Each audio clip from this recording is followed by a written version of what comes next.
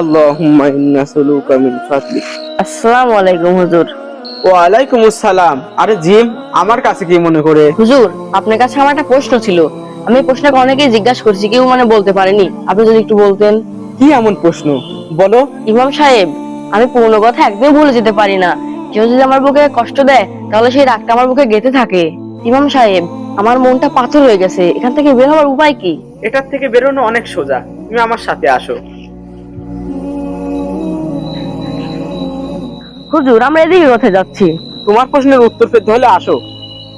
দাঁড়াও, ওই বস্তাটা দেখতে পাচ্ছো? হ্যাঁ। ওইটা উঠাও।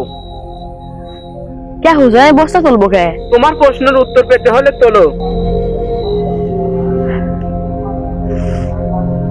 বস্তাটা অনেক ভারী। ভারী না? আসো আমার সাথে। হুজুর, অনেক ভারী। কথা না বলে তুমি আমার সাথে আসো। প্রশ্ন করে কি বলেছে, ভুল করলাম।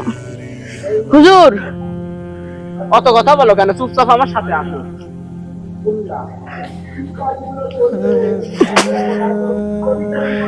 কি হলো, ফেলে দিলে কেন? হুজুর, এত ভারী বাকি থেকে নেওয়া যায়? আমার আস্তে আস্তে হাত একটু অবশ হয়ে গেছে। বস্তাটা ভারী, তাই না? তো কি, শুধু শুধু আমাকে বস্তা নিয়ে আসবি করেন? আমি তো তোমাকে একবারও বলিনি তুমি বস্তাটা নিয়ে আসো। তুমি চাইলে তো ওখানেই তো আসতে পারতে। কিন্তু আপনি যে তুলতে গেলেন। হ্যাঁ, তুলতে বলেছিলাম তোমাকে বোঝানোর জন্য। এই পাথরটি হলো তোমার মনের ভেতর জমে থাকা সেই রাগ, সেই কষ্ট, অন্যের দেয়া সেই রাগ, কষ্ট, জুলুম, খারাপ কথাগুলো তুমি এই বস্তাটির মতো বয়ে বেড়াচ্ছ। যতক্ষণ বয়ে বেড়াবে, তোমার মন আর জীবন দুইটাই এই বস্তার মতো ভারী হয়ে থাকবে। জীবনে যদি সুখী হতে চাও, মনটাকে যদি হালকা করতে চাও, তাহলে অতীতে জমে থাকা সমস্ত রাগ, কষ্ট সবই বস্তার মতো ফেলে দিতে হবে। নির্দ্বিধায় অন্যকে মাফ করে দিতে হবে। তাহলেই তুমি জান্নাত পাবে। আশা করি তুমি তোমার প্রশ্নের উত্তর পেয়েছো।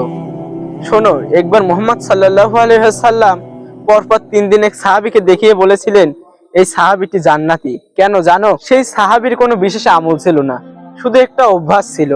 সে প্রতি রাতে ঘুমানোর আগে সবাইকেই ক্ষমা করে দিত।